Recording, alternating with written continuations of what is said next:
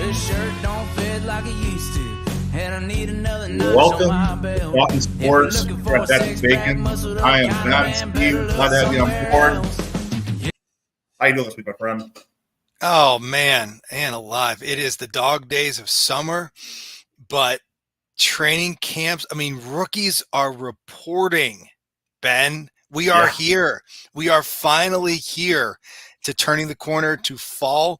I know Aaron is deep in his playing of College Football 25, which I will be getting tomorrow, as I'm too cheap to buy the early release version. So I will be getting my first look at it tomorrow after I'm seeing everybody win 135-0 so far in some of their games. But it looks good. But coming out of the All-Star break for baseball, and as I said, getting ready to get table set for the NFL and for college football as well. Man, you hit the nail on the head. The dog days of summer are here. And that's one of those things that we'll jump into. One of the things that, to me, drives me most crazy with this time of year, and that's the All-Star game. You know, it's one of those things that when I was a kid, I used to look forward to this. It was like AL and NL players on the field together finally.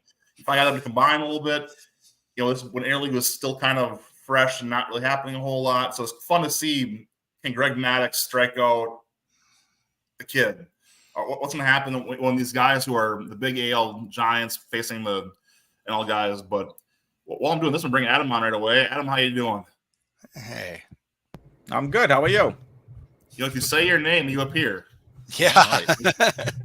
I just had to finish commentary first, which at the way that seed was going, I'm happy I got it done in time to get on in time. So what's up, boys? Thrilled to have you. Well, we're jumping in the All-Star game and the Home Run Derby. So the thing with the All-Star game to me, again, going back on this, is that everything we used to have about the made it special, it's kind of gone. Yeah, I used to love seeing all the jerseys on the field, like seeing all different teams represented that way. You kind of have that little mix of it made for a more fun evening. You also had a little more grit, a little more like pride, saying, hey, we're going to beat your league. But now, no one cares. Literally, no one cares besides people who are in the stands watching the best players in the game play it. And that's just my opinion. That's my takeaway. You know, a 5-3 game this year, that's fine, great, cool. But it just doesn't hit like it used to. Am I wrong? You're not wrong. Ever since the interleague play, look, back when I was getting into sports, back in the late 2000s, early 2010s, interleague play was a big deal, as it was small. Yep. It was 1 or 2 series, an entire year. That was your interleague play, and that was whether it was much watch, much listen, follow along. You know, like that was something that meant a lot. The All-Star game, for one, I'm happy that whoever won it doesn't control home field advantage. I think that was stupid. Best team should have home field advantage, period. Yep. But that's besides the point. But like, I didn't even watch the All-Star game. I didn't care. I was able to catch the end of the home run derby. I know they had to go through 3 rounds and their arms were probably exhausted and tired by then. What a finish. Yep. That was a great finish to the home run derby. I mean, I was so impressed by how that played out. But the funny thing is that they were looking back and somebody brought up today, think back to Pittsburgh in 1994 when they had the home run derby and you had guys like Frank Thomas, Ken Griffey Jr. You know, you had these big bats that were just knocking it out of Pittsburgh. And it's just like, it was great to see that again, because I feel like the home run derby, as we've talked about a couple weeks ago, is turning into a little bit of a spectacle there for a couple years, where it was just like, you know, you had all this like money ball, and like they've got to get it back to the way it used to be. Throw the ball, hit the ball, count the number of balls that go over the fence, call it a day. That's all they need to do. It'll make people happy. The game itself, Paul Skeens started for the Pirates pitcher. The thing was, coming into the game, everyone was really upset when they announced the starting lineup for the American League because they put Judge fourth. And they knew Skeens was pitching the first inning. And everybody was like, the matchup we all wanted to see was Judge versus Skeens. And so through the miracle of whether it was devised, intentionally or not, they were able to get, I think it was Soto to walk, which got Skeens up against him. So we got to see that matchup that we wanted to see. So it was great. It was great for baseball that the young stars are getting to get their moment in the sun at this, Skeens' hat's going to the Cooperstown. I mean, that's how big of a moment that was.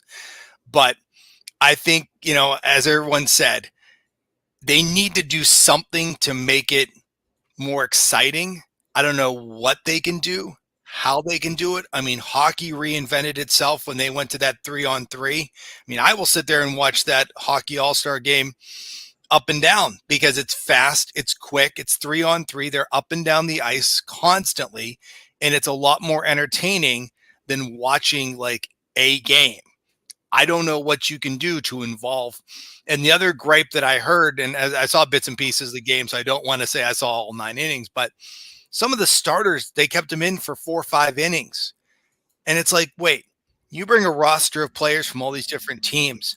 Shouldn't your goal as the manager to be as many of those guys in the game as they can get, rather than parking a couple guys out there in the field for whatever motive they have? Like, you should be trying to rotate, get the guys to at least have an at-bat, and then rotate them out of the game and put some other guys in. Let everybody have that moment in the all-star game sun. I don't know, from a DFS standpoint, why would I want to see Skeens versus Judge? It's a righty versus righty matchup, isn't it? It's the one that everybody, Adam, it's the one everybody wanted. It's the one everybody. Okay, can I just say this about Paul Skeens? Great pitcher. Does the media care more about Paul Skeens or his girlfriend? Say it again.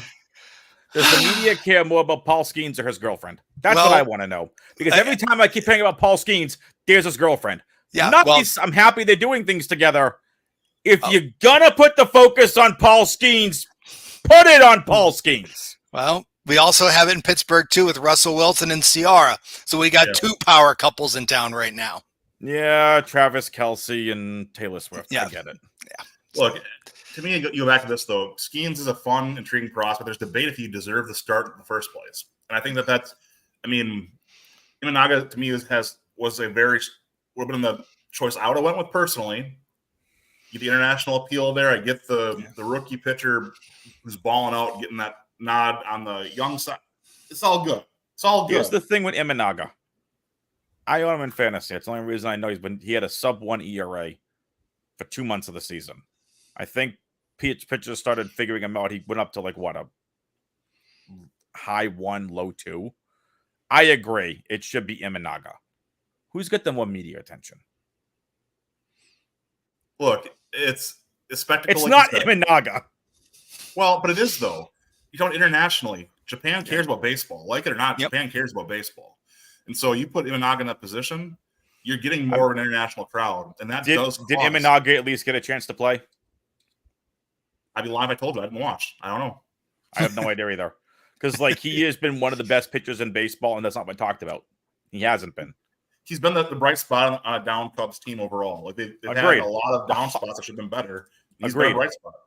And people kept crapping on Imanaga. Oh, he shouldn't be this good, this much. Like, maybe he's not sub-1 ERA good, but he's been really good. Yep. He pitched scoreless inning.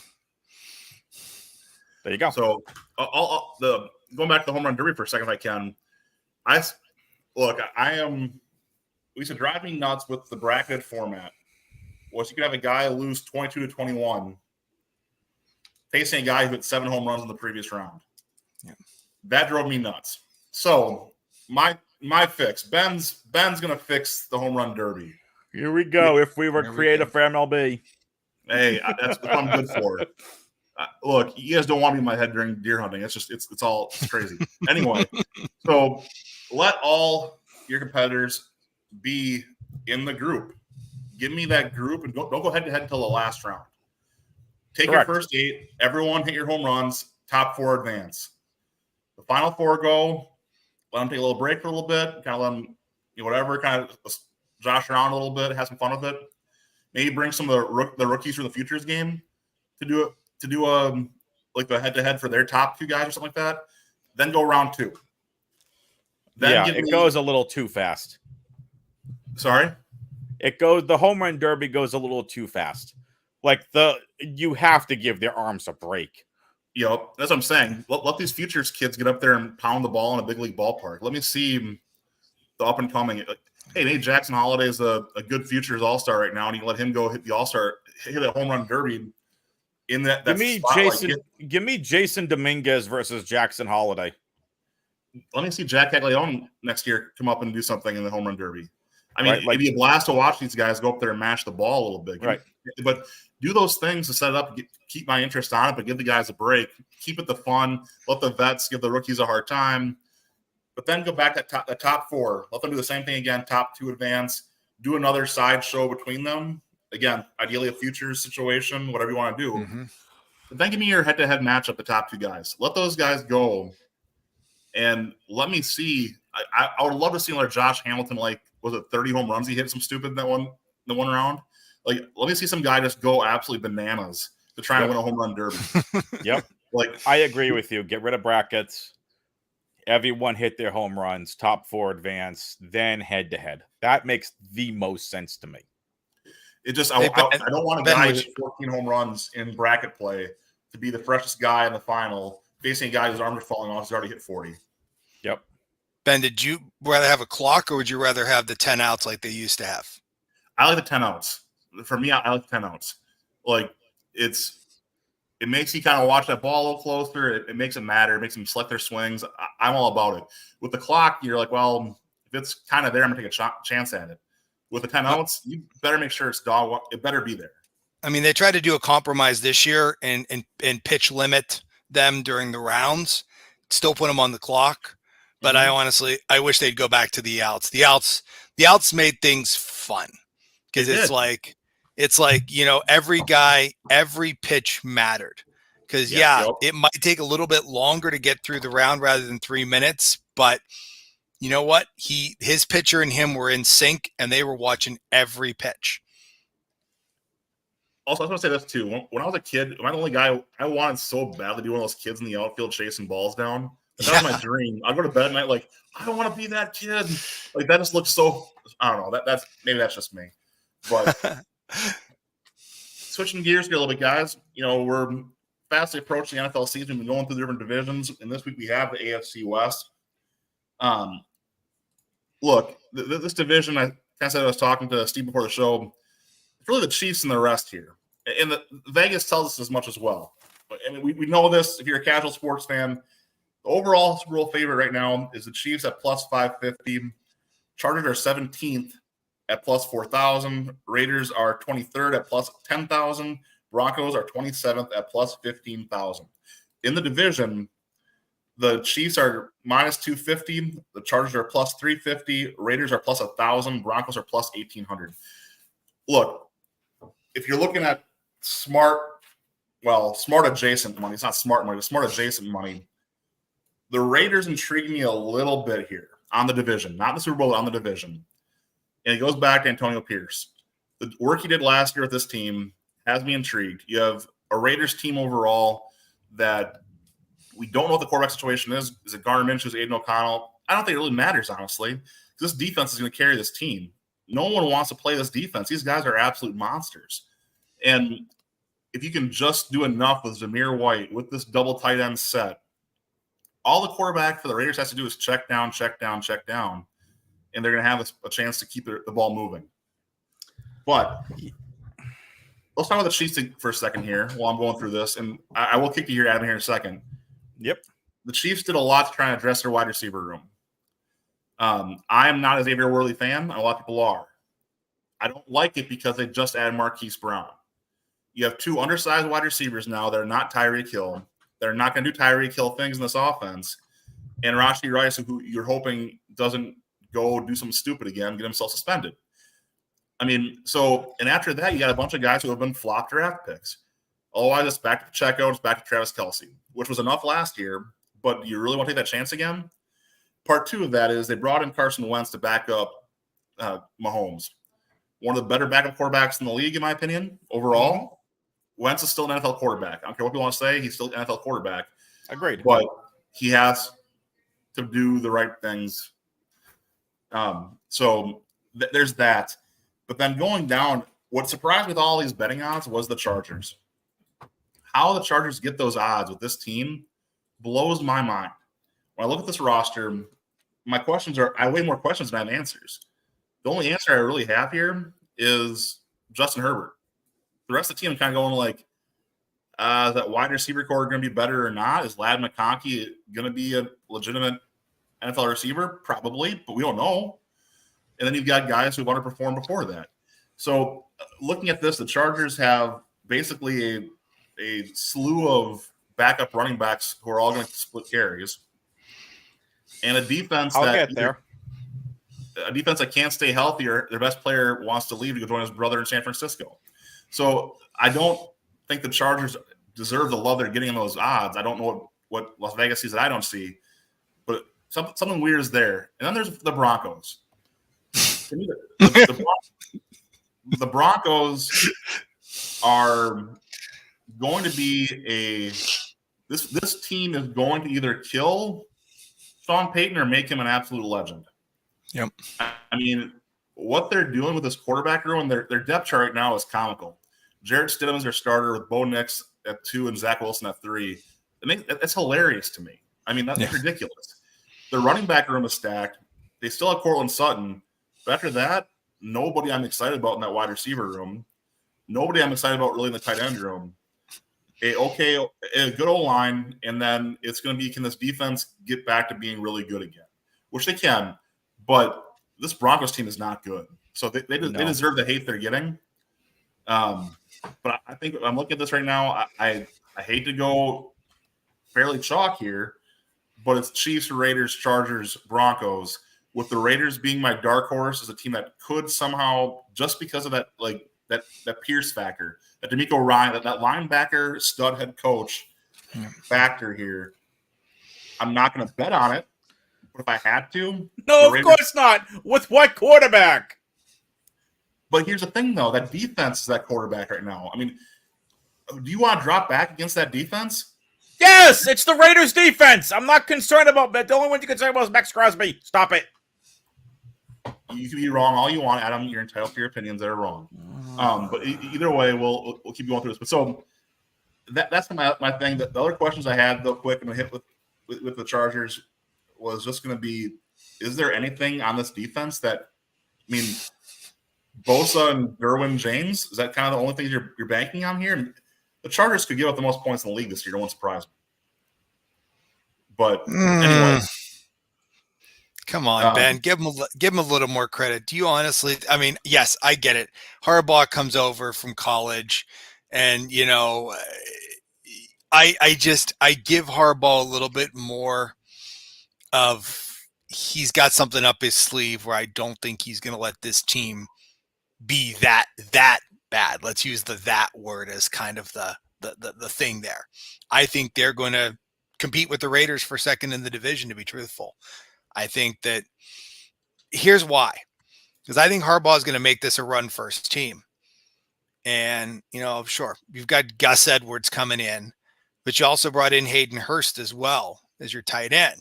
I mean, they're not like, you know, what do you want to say? Like you're not going to win a fantasy league with those two starting, but at the same time, He grabbed his brother's rejects. Hayden Hurst, J.K. Dobbins, and Gus Edwards. Ravens rejects, his brother's rejects, are now his starters. But you know what? Maybe he works the magic, and maybe something comes out of it. Maybe something happens. We don't know. But I don't think Harbaugh is going to take a job after being at the pinnacle of collegiate football and want to look like way second fiddle to his brother in Baltimore. It's the long game for Harbaugh. He can. Correct. That's where I'm coming from with this one. Harbaugh does not need to win this year. Harbaugh has to win in 3 years. Yeah. And so he can play this one. He can build his team that he wants to build around Justin Herbert. But it's, to your point here, the running game will be first. It has to be. Yeah. But this is not a good team right now. This is not the roster that Harbaugh wants. He needs all year to turn it over. He just does. Also, buy or sell. Los Angeles finally gets them to change out of those pleated khakis, tidy whities, and this ridiculous look. Anyway, Adam, go ahead. What you got, buddy? Chiefs are winning the division. I like the Hollywood Brown signing. It's a 1-year deal. It's a flyer. The Raiders are the interesting piece of this. And I'm not the biggest Xavier Worthy fan either. He looks good on tape. They have been trying to recreate Tyreek Hill in this team since Tyreek left. Yep. They have. They tried it with Hardman when the Tyreek Hill off the field stuff came up. Hardman didn't do it. He was a 2nd-round pick. They take Worthy in the first this year. They move up to get Worthy. They trade up from 32 to go get Xavier Worthy. He's got the speed that he's not. No one's Tyreek Hill, that kind of speed, but Worthy's fast. They're going to win. And we have no idea what the heck was going on with Rashee Rice. And I've been very public about this. I'm not an Isaiah Pacheco fan. And you lost your best cornerback in L'Jarius Sneed last year. Say what you want about the guy. He was a lockdown corner last year and now at the Titans. The only good thing on the Titans secondary. You got to start somewhere. As I look at the Raiders depth chart roster, I'm looking at my other screen. Max Crosby, problem. Christian Wilkins, problem. John Jenkins is ahead of Tyree Wilson on the depth chart, on ESPN's depth chart. For now. Sad. If you actually get Tyree back on the other side and you can not call him a defensive tackle and actually call him what he is, a defensive end, great. Malcolm Kuntz will get replaced with Tyree Wilson eventually. Diablo, Spillane, Masterson. None of them scare me at linebacker. So you can attack these guys over the middle of the field. I didn't even realize the Patriots released Jack Jones out of this depth chart. Why did we release him? He's a good player. Great pickup by the Raiders. Moerig, good safety. Epps, decent safety. Nate Hobbs, okay. Interesting pick. He's one that been around a while. He's there at death, but this doesn't inspire a lot of confidence. I mean, Jacorian Bennett, okay. I look forward to targeting the Raiders defense again this year. There's nothing here that inspires confidence outside of that, what could be a really, really, really good front four. I think you undersell his linebacking core, especially with the coach that they have there. I think that Diablo is better than what you're giving him, and I think Spillane's better than what you're giving him credit for. Never heard of Tommy Eichenberg's a nice depth piece here that will develop. Didn't they just draft Eichenberg out of Ohio State? They did. But I'm saying it's a depth piece here that you've got that's going to be a player. So I wasn't impressed with his film from what I remember. I mean, here's the thing. Yeah, please go ahead. Come somebody who's in TJ Watt land out here in Pittsburgh, Max Crosby scares the living daylights out of me whenever I watch him play. He's a menace on the field. I know he's one piece of a puzzle, but darn it, whenever I see him lining up, he's got those tattoos. He's got that look. You just go, oh, I don't want to be the quarterback that he's staring down right now, because he exudes it. I mean, I get it. TJ's the same way here in Pittsburgh, but there's just something about Max Crosby. And, I know there's the defense is suspect, especially as you said, there's parts of the Raiders defense that are not top shelf, but I don't think that I think it's better than some of the defensive units that are out and around the league these days. It's going to be interesting to see what this defensive unit can do. Jackson Powers Johnson, they were thinking of the future there at center. Good for them. He's slotting in at right guard right now, but he'll eventually be the starting center for this team. And you can argue the best center in that center class coming out of this past draft. We haven't even talked about Brock Bowers yet. Now, look, I'm a fantasy guy. I'm a football guy. Brock Bowers typically, tight ends typically do nothing for fantasy their rookie year. Typically, it takes them about 3 years before you can get fantasy production out of a tight end, at least from when they're drafted. This entire offense relies around Aiden O'Connell and Gardner Minshew. You tell me why I should be scared of the Raiders when those are the two starting quarterbacks. Because Minshew made the Colts relevant last year. And But people are Aiden oversold. O'Connell is the starter, and that is someone Pierce is already like. I understand it's gonna be a battle at camp. Pierce is good. Didn't draft a quarterback. Clearly has some sort of faith in Aiden O'Connell. They could have moved. They could have gone for Nix. They could have gone for Penix. They could have gone for even Spencer Rattler if they really wanted to. They didn't go after a quarterback. That to me says something about the faith in the guy. From what I saw, and I didn't watch a lot of games, it did not inspire a lot of confidence, but was a rookie quarterback last year. Maybe can take a step forward this year. Who knows? The guy I want to bring up is my boy Kamani Vidal, running back for the Chargers, who should eventually easily unseat J.K. Dobbins and Gus Edwards. Gus Edwards will be the starter. I love Lad McConkey, loved his film. He's going to be great. There was a stat I heard on the Fantasy Footballers. The Los Angeles Chargers have the most vacated targets of any team this offseason. I think with don't hold me to this number. I think they said 426. That's a lot of targets. People got to catch those. Quentin Johnson, my friend. Oh, my gosh. Ready Stop it. Josh Palmer. Stop it. Not good at football. Well, that's just All right, wrong. Did not like his film coming out of TCU. So where's the worst quarterback room then, Adam?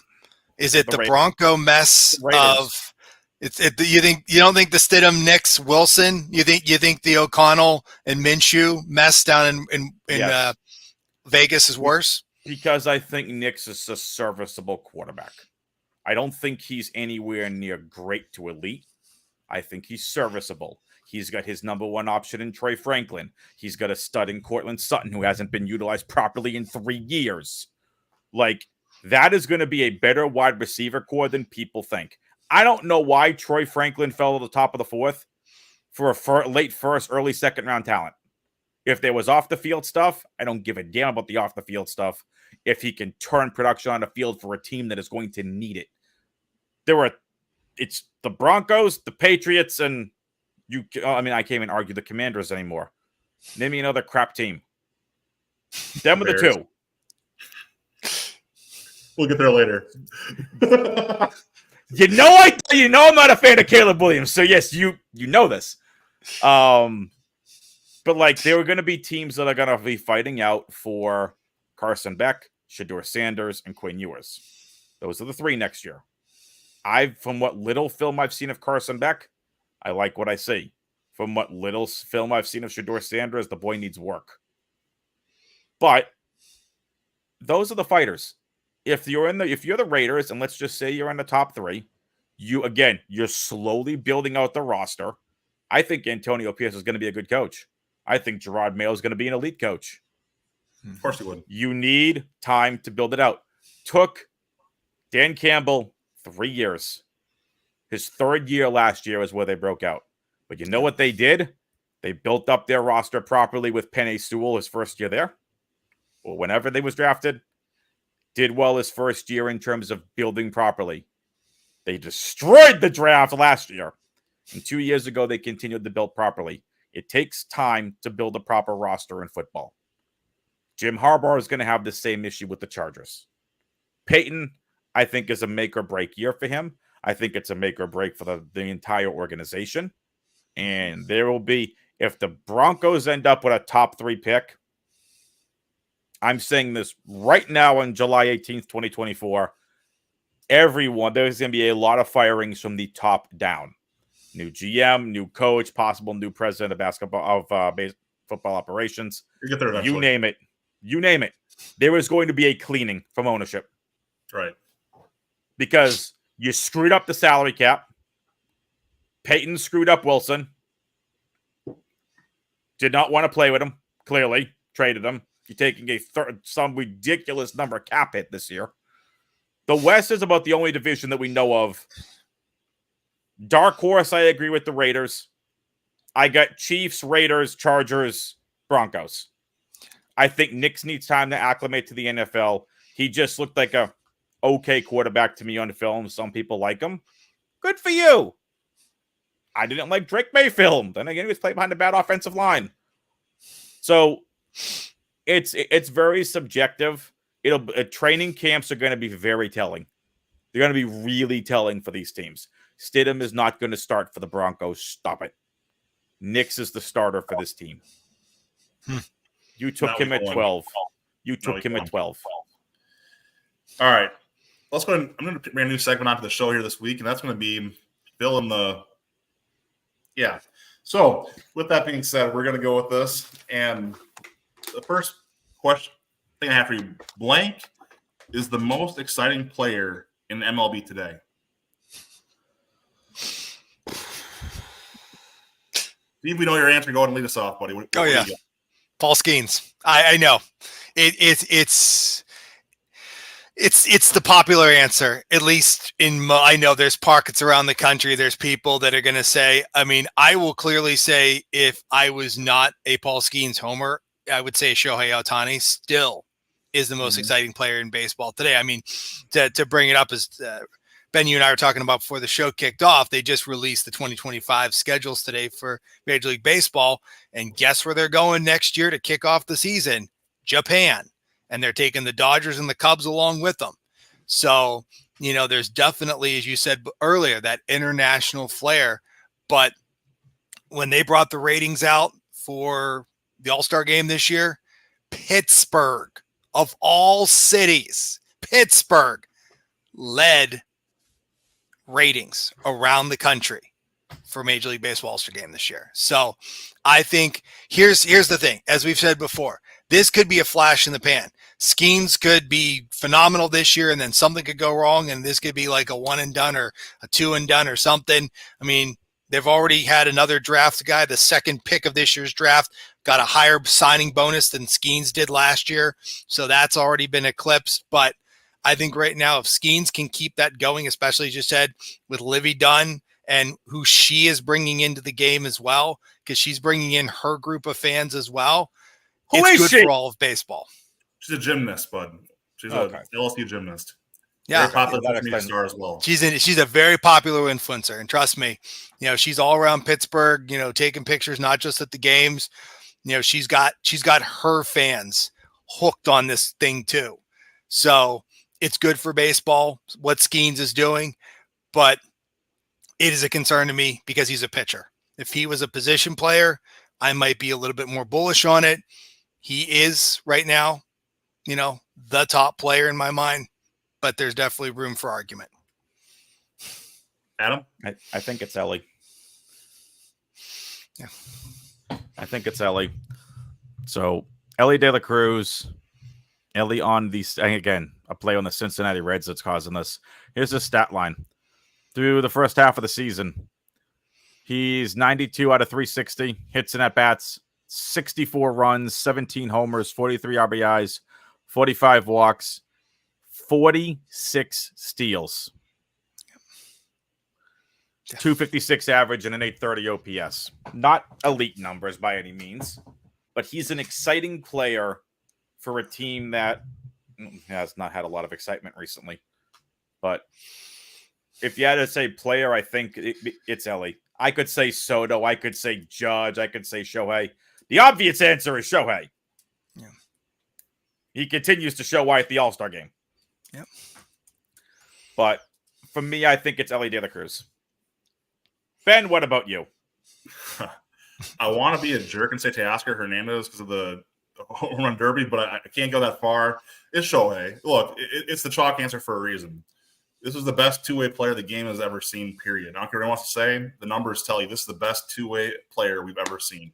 And he's in this day and age, which is incredible. You have the best athletes in baseball's ever seen, and he is the best of all of them. Shohei is worth the price of admission. He is the most exciting player in baseball. But to your point, Ellie was close to me for stolen bases alone.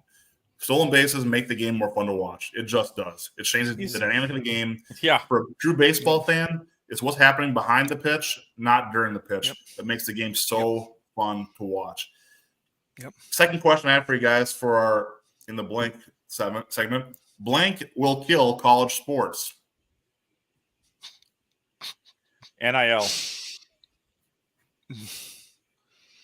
More than NIL, just them getting these court rulings that they may be considered employees. I mean, if this can of worms gets opened up, it's going to be insane, because then they're going to have to do all kinds of labor laws. They're going to, probably form a college players union. NIL, Adam, was just the tip of the iceberg. Mhm. If this thing goes guy. the way, I'm not a if college this guy. thing go, I know you aren't. If this thing goes the way it's going to go, which is that they're going to then treat these players as employees of the school rather than as independent contractors, basically, that are working for NIL money, it's gonna change the landscape, because it may bring balance back. Because if they get NIL out, but at the same time, it could complicate things. How do scholarships work then? What are we like? There's so many what ifs now. And it's just weird that art is imitating life, because I'm seeing all these things that are happening in this new college football video game, of how you're able to put your team together and do all this kind of stuff.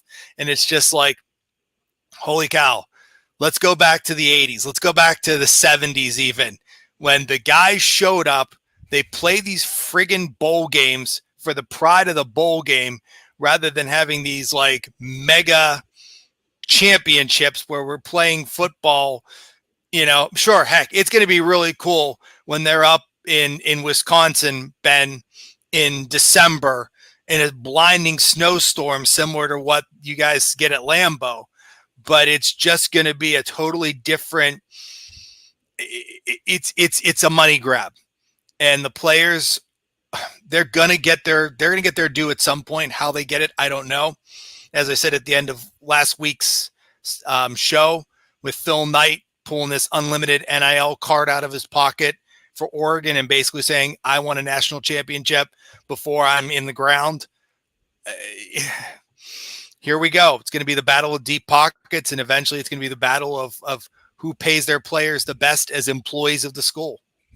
So here's how I look at this. I really don't care about college sports, because I don't get time to follow 120 plus teams per sport. NIL, I'm all for players getting their money. Make no mistake about that. If you're super talented, go make your freaking money. You're in freaking college. If the best of the best, maybe get a Nike endorsement. Great. Get an Adidas endorsement. Get whatever endorsement. I don't care. That's fine. You're the best of the best. You're the Paul Skeens in college. When you see greatness or potential greatness, go make your money.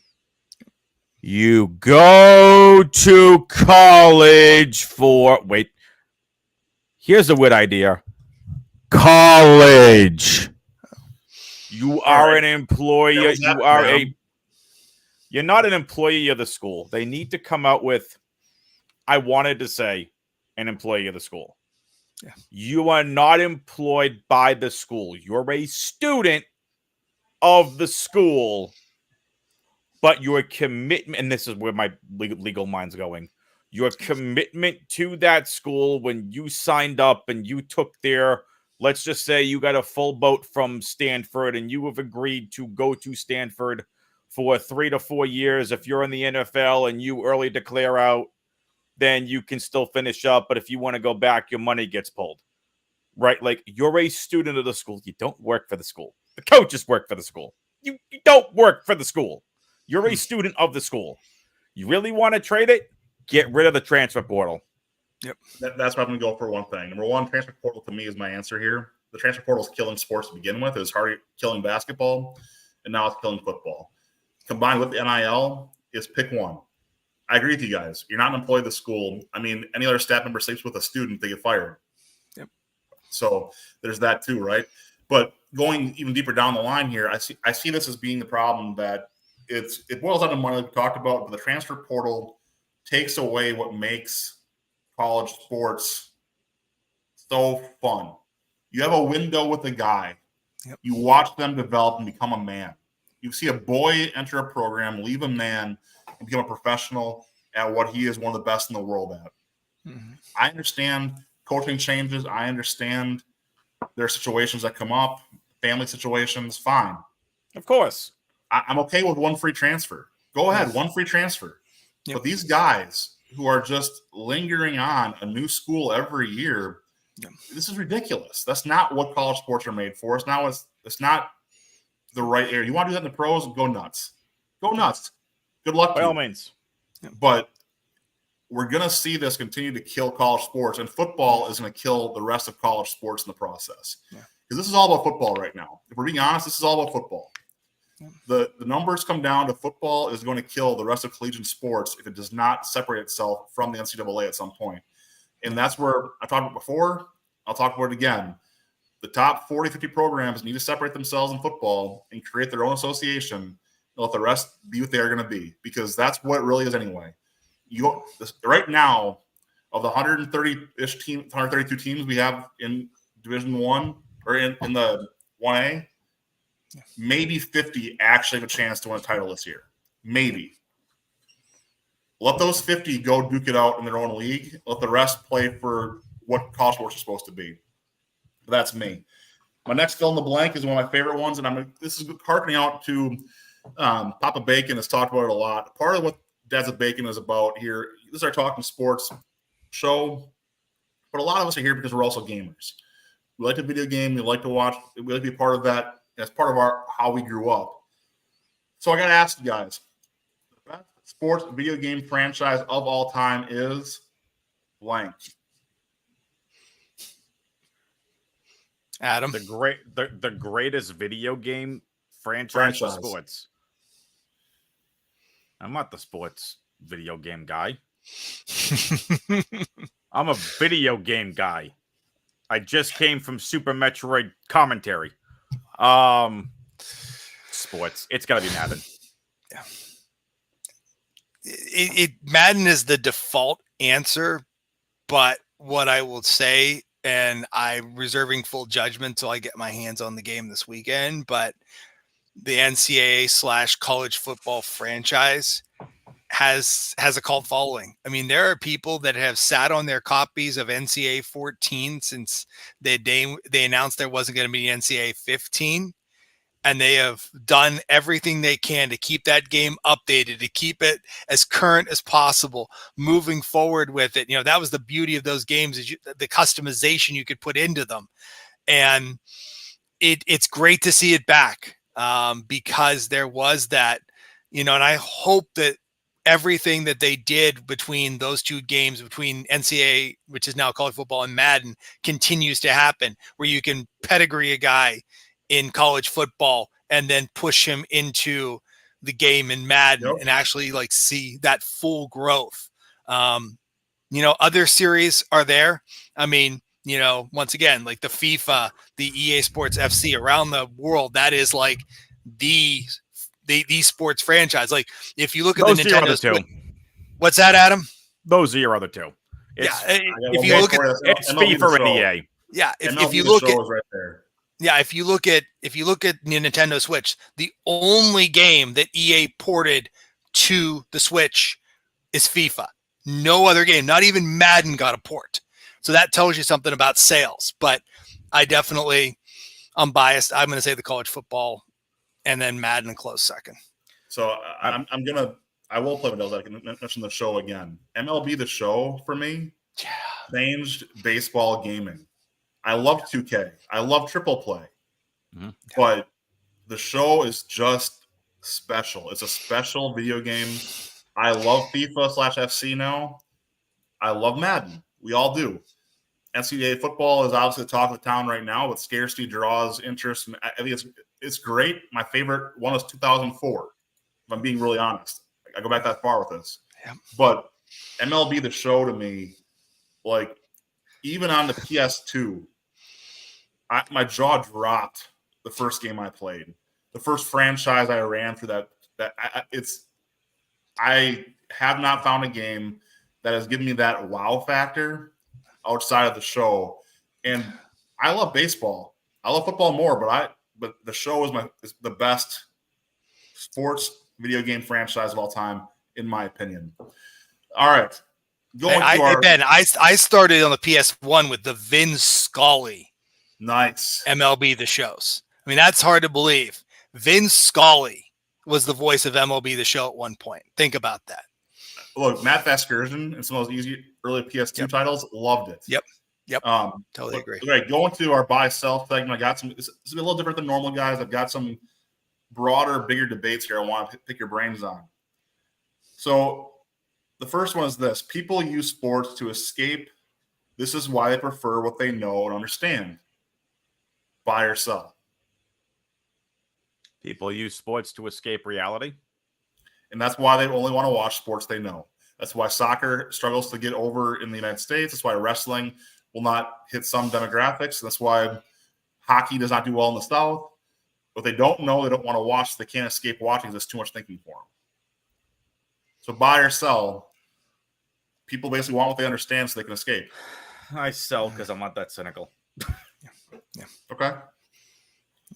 I'm going to be a sell on this one, but it's a soft sell because I'm kind of right on the edge of this one, because I think that if a sport is marketed correctly, you can do anything you want to get the popularity to increase. Mm-hmm. You can find the demographics that you want and you can introduce them to whatever you want to.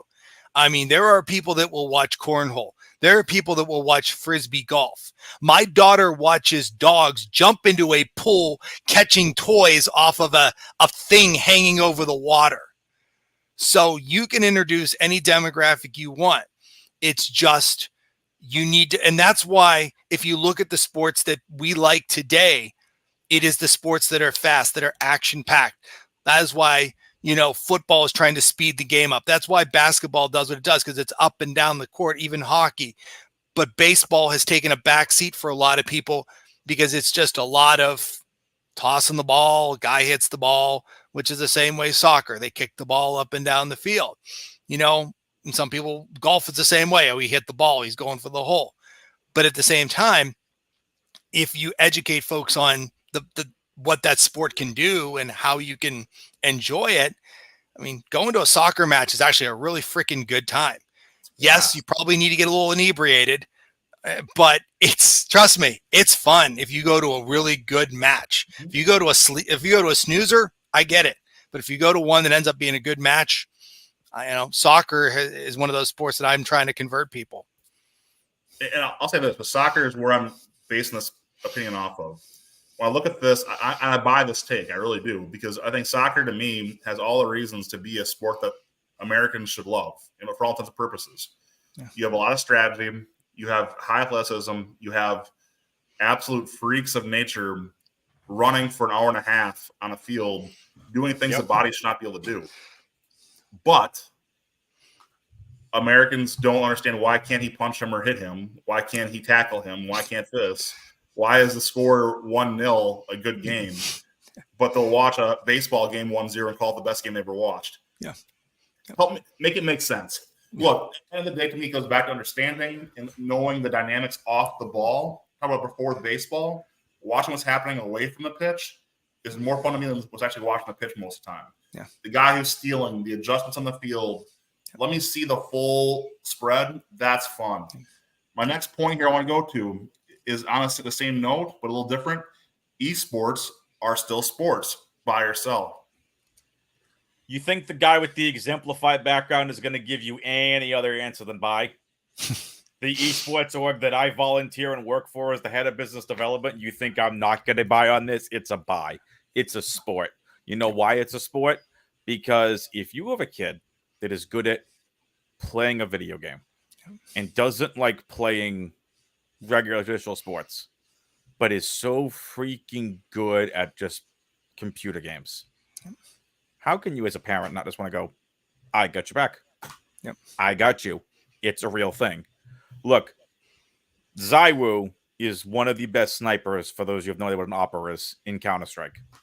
Guy's making probably over $1 million in his contract, playing a freaking video game. You know what? That's just the contract. Imagine the endorsements or anything else that he has to do when that opens up. We have the Esports World Cup happening in Riyadh, Saudi Arabia, of all different titles, including Counter-Strike.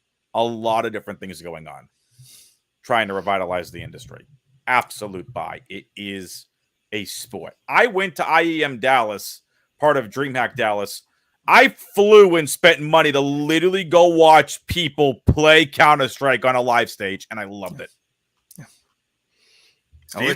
It's a buy. I mean, I'm with Adam. It's a buy. I mean, you have expanded a competitive environment to a whole nother group of people in the world.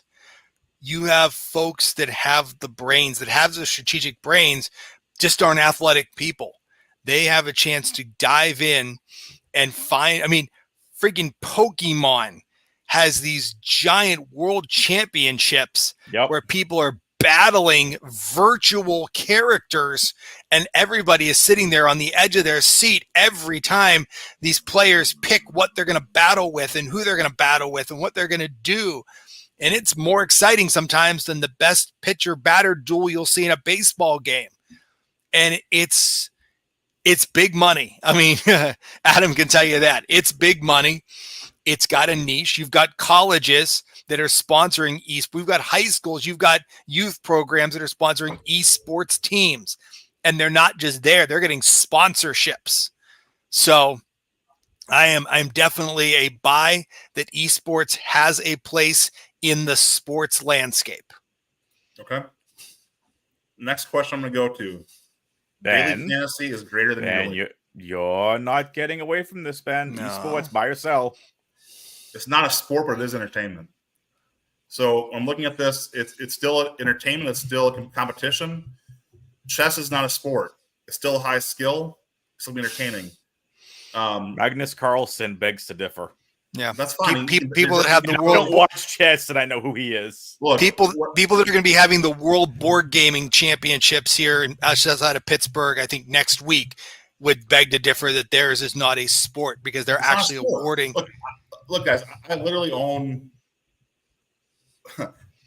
probably way too many board games. Good answer. Good cover, Ben. Very good cover. I look. I have a stack of books the height of the chair behind me. You can't see my background here of D&D books. I have consoles and darn near every room in my house. I love gaming. I love it. And I'm a 6'7", 300-pound man. And I still love gaming, even though I have the physical size supposed to be able to play these sports. But I'm telling you, to me, the word sport is where I hang up. And that's why I phrased the question the way I did. If I'm looking at the dexterity of your thumbs, does not make you an athlete. It's your grip endurance does not make you an athlete in that situation. It just doesn't. But your reaction time, which is the same type of reaction time that you need if you're, players in sports, it's reaction time. How fast can the quarterback get rid of the ball? How fast can the pitcher or the batter pick up on each other? These folks that are doing these. Is skeet a sport? What's that? Is skeet a sport? Yes, it is. Yeah, it is. It's in the Olympics. Why not? I was going to say, why not? I also want to clarify something. Yeah. I'm not slamming any parents out there that don't support video gaming. I just think as someone who's trying to pioneer this for the next generation as a millennial, let's get rid of the stigma of just video games. Yep. If when my wife and I have kids, if they're better at video games than sports, I'm empowering them to do so. Everyone has their own. I don't want to slam everybody. Yep. So I take that back. It's just I think you should support if your kids are better at games than regular sports. Look, 100%. Just support. There we agree. That's all. There we're aligned. Make no mistake. I align with you that way. Like I said, I love gaming. I love gaming. I support my local game shops constantly. Right. But the point I'm making here is that when it comes back to the word sport is where I get hung up. Dancing is not a sport, even though it's athletic. But I don't. That's another situation my daughter will yell at me for. Look, that's just where I'm going with that one. I tried to escape it. You brought me into this, Adam. I had to bring it in. You were not escaping the question. All right, so let me finish with this, and then we'll move on to both of you. Yes. Will esports eventually become an Olympic sport? Let's see with the amount of, they brought breakdancing in this year. Will esports at one point be brought in as an Olympic sport? The next Tokyo Games, yes. Maybe. And the reason I say maybe we LA. have to see. Look, LA is already set. It can't come in for LA. Next chance it would have would be Brisbane in 32. I'm just saying, you look at what we can do. I look at Maybe. U.S. I look at Japan for your gaming centers for most of your development. That's your prominent game development. Yep. And a lot of your one-off niche sports that go into the Olympics are based off of what's popular where they're playing. Yep. So that's why I think you have to go look at this and say it may be a Korea, maybe a Japan, maybe China, Europe. maybe the U.S. Gotcha. See, because Counter-Strike is huge in Europe. It's not as big here. Right. And like obviously the Paris Olympics with the best sniper in Counter-Strike. Again, like it's very who by the way was on the French team Vitality. Like again, I don't know if we're gonna get to that point. The Esports World Cup, this is as big as you've gotten. And with all due respect to the country where it's being held, look where it's being held. Yep. Well, Saudi here's a question. Arabia. Look, I was trying to avoid doing this. I'm going to spiral down this a little bit. If they were to go that far to be an Olympic sport, what game do you even choose? Because it's three of them: League of Legends, Counter-Strike, and you can argue Fortnite versus Valorant. Yep. That's it. But it's not though, because you still have fighting titles. You still have other titles that Not big are enough. also Not Sorry? big enough. They're not big enough. Not big enough. There's a tier of esport. It's League of Legends 1, Counter-Strike's in that tier, and you can argue Valorant getting close to that tier, but for me, it's probably Fortnite in that tier. Yep. Those are the games. Mhm. And There is, Fortnite, of course, and Fortnite's the household name, Adam. correct. And League's been around 15 plus years. Counter-Strike's been around for 20 plus years. You know, Rocket League, Valorant, Dota 2. Rocket League would be a good one FIFA, though, because it's Madden, NBA 2K. You have all Yep. these games. They're not the big three. That's And fair enough. Counter-Strike is third on that list. Look, I like Apex. I've watched some Overwatch. Yep. They're Tier 2. look, I love to play Apex. If I'm looking at a game I want to go on and play, I hate playing COD. I'll play Fortnite with my son. If I'm playing for me, I'm going on to play Apex. Absolutely. That's what I do. Again, Well, I want to get into. It's but anyway. Next question. yeah. Next question. And Adam, I know your answer here too, so I'm sorry I'm giving you softballs today, but daily fantasy is better than yearly fantasy. Buy or sell? Bye. It's more fun. Real money's on the line. I know real money's on the line too when it comes to yearly fantasy, but I'm sorry, I can get $1 million payout on a Sunday. There's going to be, what we get, 18 regular NFL weeks, so 19 DFS weeks. There are going to be 19 millionaires made on DraftKings alone this year for this football season. 19 people are going to win $1 million. And that's not counting the people that are going to win qualifier tickets to get to the multiple championships that DraftKings has, the multiple championships that FanDuel has. Prize Picks is probably going to get back involved with $1 million bounty. Underdog is doing their best ball stuff that has like $1 million prize pool. Yeah, it's just because you can win some life-changing money off of one slate. And don't get me wrong, I have hashtag SFB14. I'm going to the live Scott Fishbowl draft this Sunday to draft. I love season-long fantasy football, but DFS, you can win some life-changing money. Steve? I'm selling. Sorry, Adam. Having a job, having a life, having a family, DFS. Shatner on you, Adam. He's on Shatner on you. I do that too and still play DFS. But I invest my time in other things at this point in my life. I don't have time to sit there and research depth charts on every team and look at pitching, batting matchups on a certain night or et cetera, et cetera. Trust me. That's why I pay people to give me that information and I get their stuff in advance. That's why I get projection models. It's fun for some, but don't get me wrong. That sit down draft that we have for our league every August, when we sit there and we make fun of each other for the stupid, silly freaking picks we make when we've watched these guys, Usually we do our draft between weeks 2 and 3 of the preseason after everybody has spent their they've put their biggest, arsenal on display, in week 2 of the preseason, because week 3 is all the guys that, you draft and then they get cut by that team the day after the third playoff game. And you're like, oh crap, I drafted them in round 14. I got to find a guy to replace them. And, but no, I mean, DFS has a place, in Pennsylvania, it's been overshadowed. I don't even know what DFS we can still do here, because a lot of it, I mean, we can't do prize picks. I don't think. I don't know if we can do the DraftKings stuff because of all the legalized gambling now. I mean, that's the thing. I can go 20 minutes into town to the casino and throw down whatever I want on whatever game I want in that style. I mean, don't get me wrong. That's the other part of this, is how big sports betting has become. Yep. And what used to be casino only. Yep. With FanDuel, DraftKings, Fanatics, ESPN, BetMGM, Caesars. Yep. What is it? Bet365 or whatever. Some of these other sports books in the digital age, you can get access, as long as your state allows it outside of a casino that has a gambling license. You can get into sports betting. Like DraftKings is headquartered in Massachusetts, and we just got sports betting last year. I mean, there's some places, Adam, I think over in Ohio, some of the sports venues have gambling terminals in them. I think like Great American Ballpark, because there was some college baseball coach that got under investigation because they were tipping games to him, and he was betting on them in Cincinnati, and they caught him.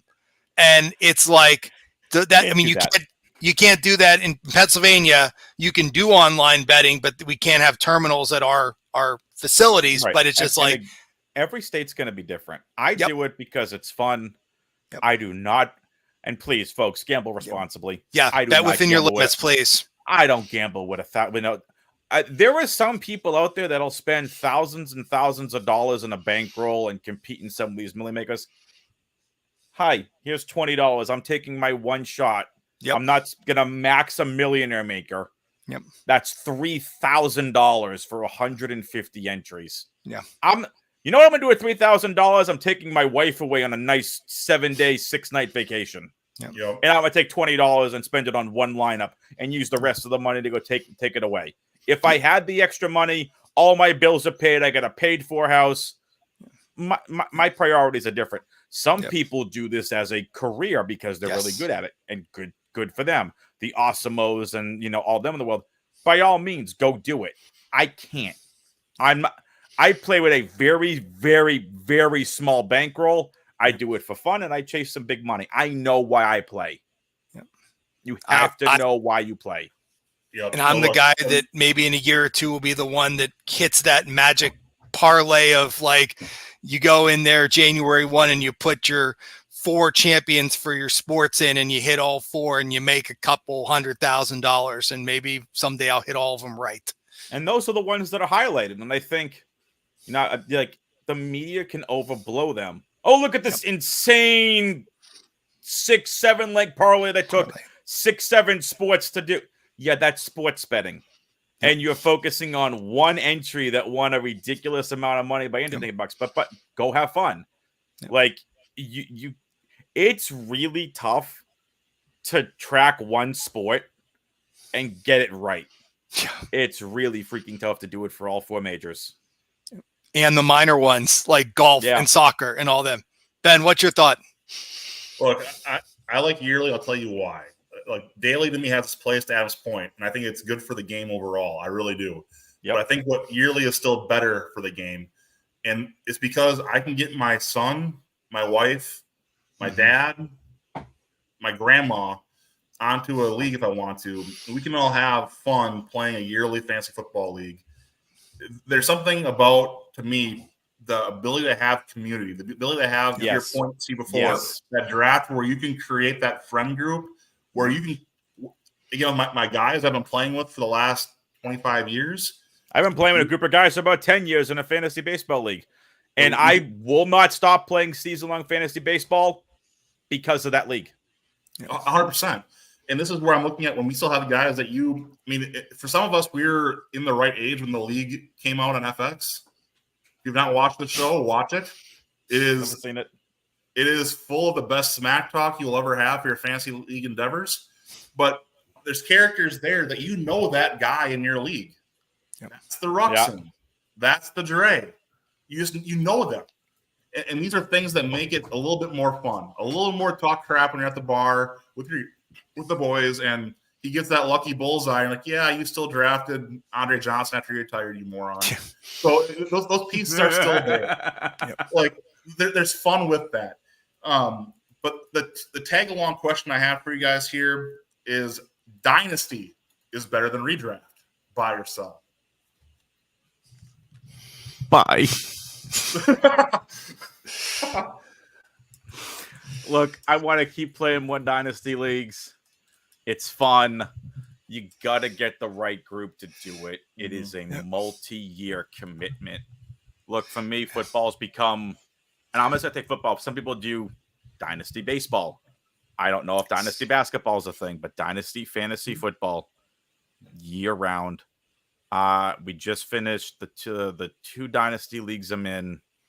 We finished our rookie drafts, and I love it. And there was a lot of trading this year in one of them. It's a ton of fun because it gets you both are college guys.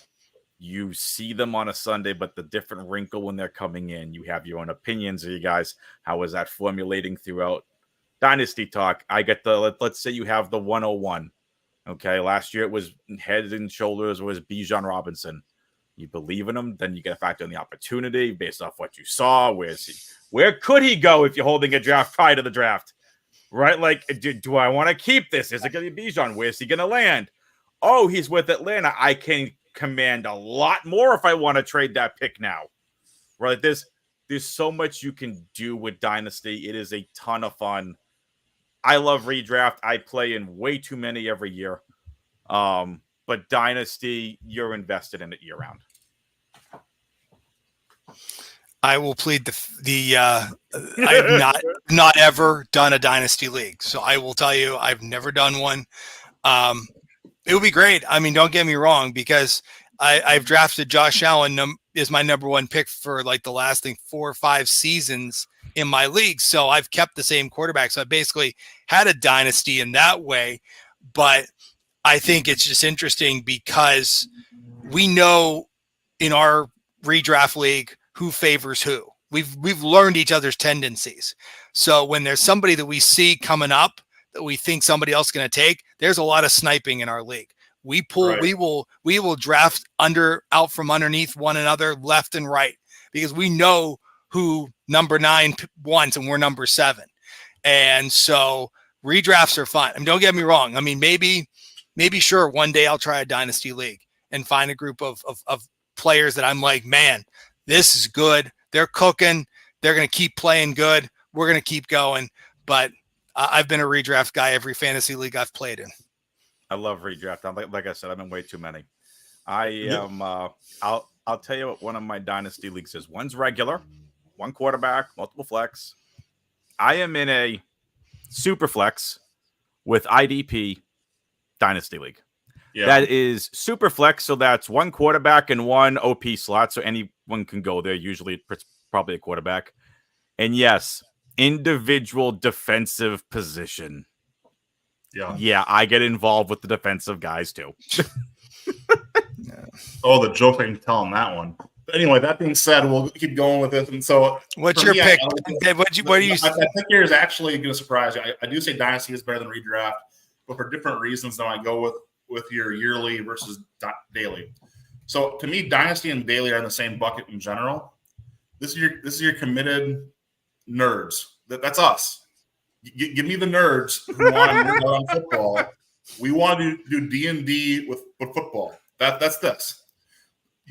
Make no mistake, Adam. I'll explain to you later. Football.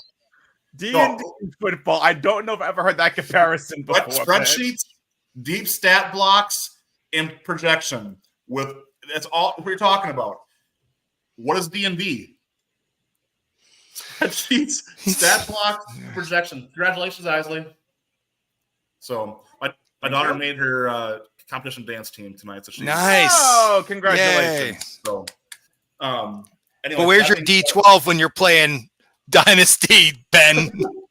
I could use a plus 4 modifier some weeks. But no, look, at the end of the day, I love the GM side. When I play video games like Madden, I go GM more than I play the actual game.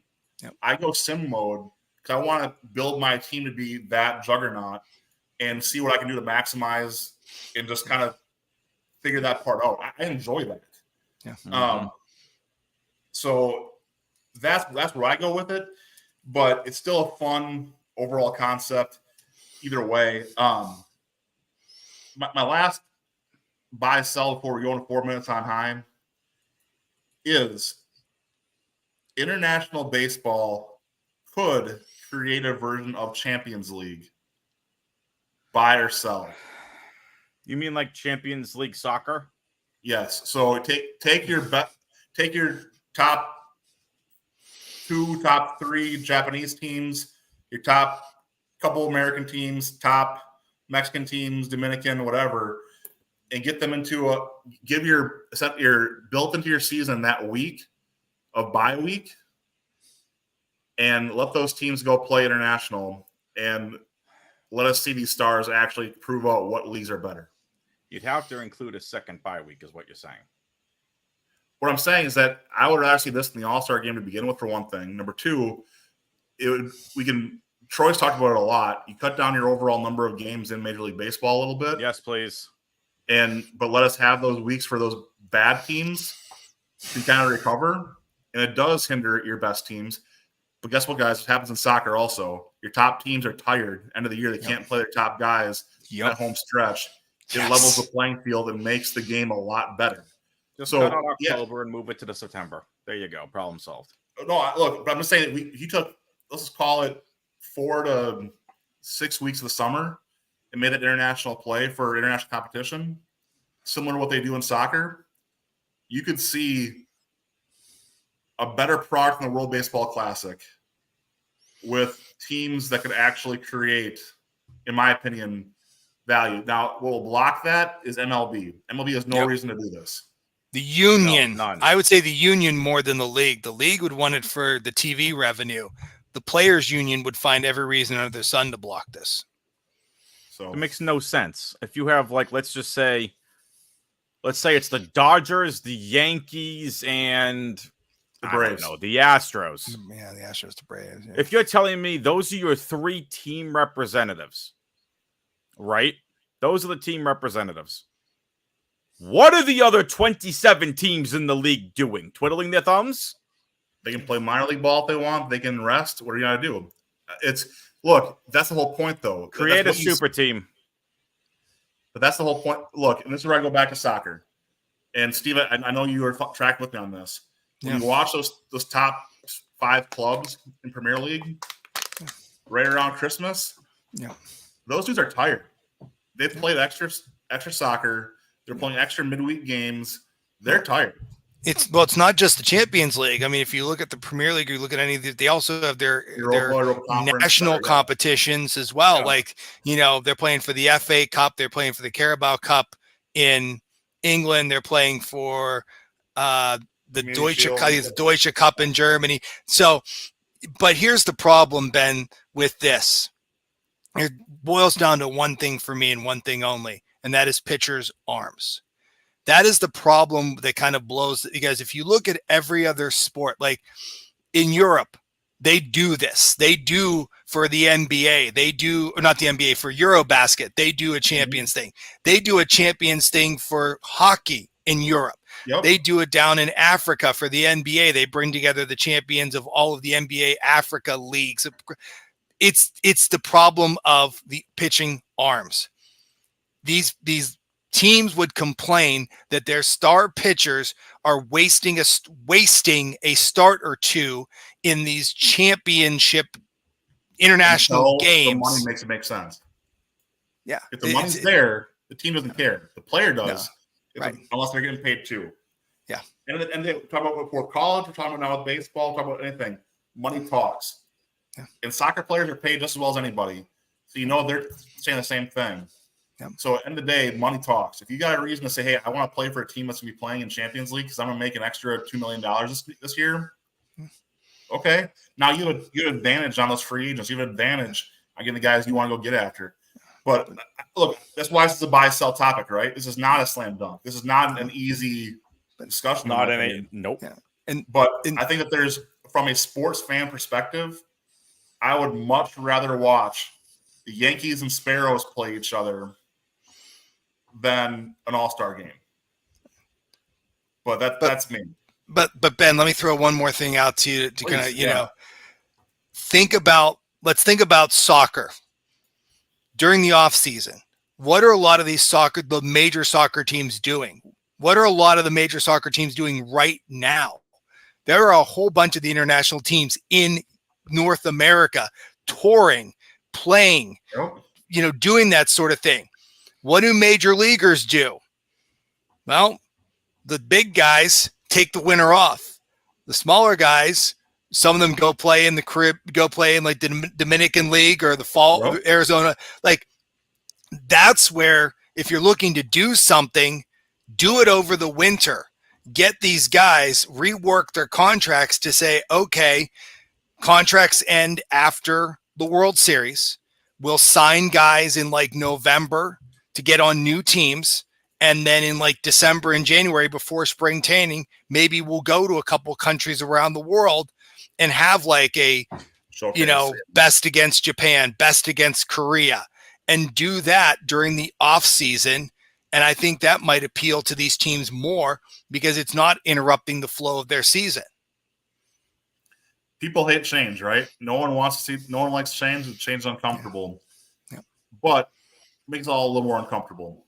4 minutes on high to close up the show here a little bit, guys. I want to go back. I talked about it before. I'll talk about it again. The summer of wrestling is here. We talk about the dog days all the time, but the sequence of amazing wrestling events continues here, and we're barreling towards SummerSlam, barreling towards All Out. If you are not watching wrestling currently, it's a good time to start. Watch on Monday to see if you can see me in the Raw crowd. I'll be there with my son and my dad. But also, wrestling fans, join us next week, Tuesday, for If We Were Creative, as we bring the show back, as we get prepared for this Dog Days of Summer wrestling events. But we also have one more piece I've got to hit on, and that is the Olympics. I've been an Olympic nerd since I was a kid because I enjoy seeing something rare, something sport, something entertaining. And NBC would not leave my TV for fear of fights between my siblings and I, because the Olympics were those 2 weeks every 4 years. So looking forward to the Olympic Games, the CrossFit Games going at the same time. Look, the dog days this year aren't so bad. That's my 4 minutes on high. Adam, what's got you burning, bud? Oh, there it is. He just removes me from the studio entirely. I have really nothing that's getting me hot in this. I'm going to get in my work takes. If you are a fan of pro wrestling, go watch Dynamite 250, at the very least the first hour of the show. But next week is AEW Blood and Guts, which is going to be outstanding. It's always a great match. I was in Boston last year. A friend of mine and I went. It was an insanely great time. Some, like you said, Ben, SummerSlam's on the way up, All In. The feud between Toni Storm and Mariah May is going to be absolute gold, on top of what we're going to get with Swerve versus Danielson. It's going to be absolutely insane. But go watch MJF versus Will Ospreay from Dynamite 250. I can't say an instant classic because I think it went way too long. But I'm going to keep it there. When it comes to sports in general, again, what's got me hot is I'm working on my fantasy football rankings. I'm mock drafting. I am getting ready for the very unique Scott Fishbowl draft coming up on Sunday. 10 rounds live in person, 21 rounds total. It is the biggest and best charity football league out there. Their first ever live charity gala is at the Westin and Copley in Boston. If you want to come watch a bunch of us be absolutely nuts and meet some of the greats in the industry like Stefania Bell, Joe Bryant, a bunch of other people are going to be there. The Westin Copley this Sunday, July 21st, 2 to 6 p.m. at the Westin Copley in Boston. Nice. How do I follow the two of you up? I mean, that was just so. But just talk let me about say, Paul Skeens for 4 minutes. No, I'm not going to. But first, let me say one thing.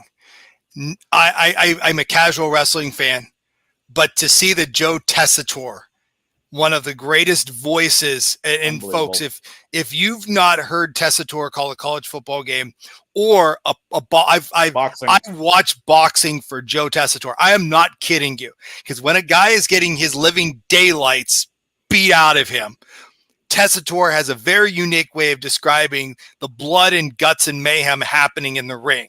And it's just one of those things where you hope that Tessitore doesn't get a 12-round decision that he's got to go through that's just a bunch of guys sparring with each other.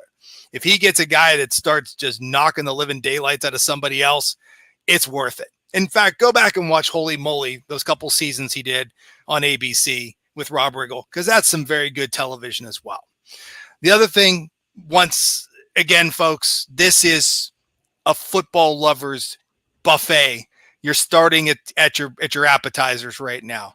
I mean, holy cow, we've got rookies reporting to training camps. We've got training camps kicking off here in the next week.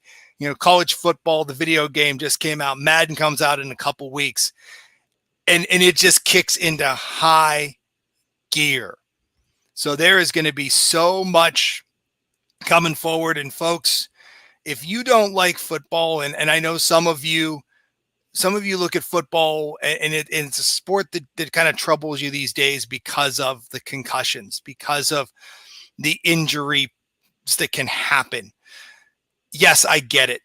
But at the same time, whether it's college or it's pro or it's your local high school, it is one sport that is a uniting sport. And it really can bring people together. I mean, I've seen what's going on with this college football video game and how many memes are being shared already and all this stuff that's going on. It will only ramp up when Madden comes out. But you know what? I will challenge everybody out there, whether you're watching us live, whether you see our podcast, whatever you do, go ahead this fall, go out there. I'm not asking you to drive to a pro stadium if you're not in a pro football city, but find a local college. Find a high school near you. Go there on a Friday or a Saturday. Pay your admission. Support those players. Support the fans, the parents, because they are the ones that are sacrificing, and you are there supporting them, because not every guy on that field at those levels is going to make it all the way to the pros. But you know what? To them, they're making the pros when they make it as far as they can. So take some time, go there, enjoy an evening, enjoy an afternoon. It's fun. It's cool. And then, you know, maybe it turns you on. Maybe you want to go see more, or maybe you just let it go. But I challenge you. Let's give some football love, because I think football is getting a bad rap these days with all of the concussions and the injuries.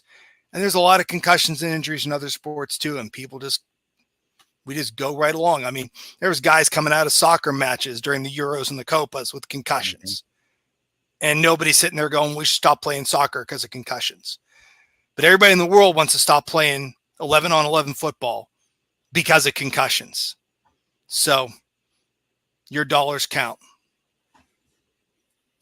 Well said. Well, gentlemen, thank you for the time this week. Have a good week. Stay safe. Enjoy your summer. See ya. To lose a few pounds before right now. I'm working on my dad bod.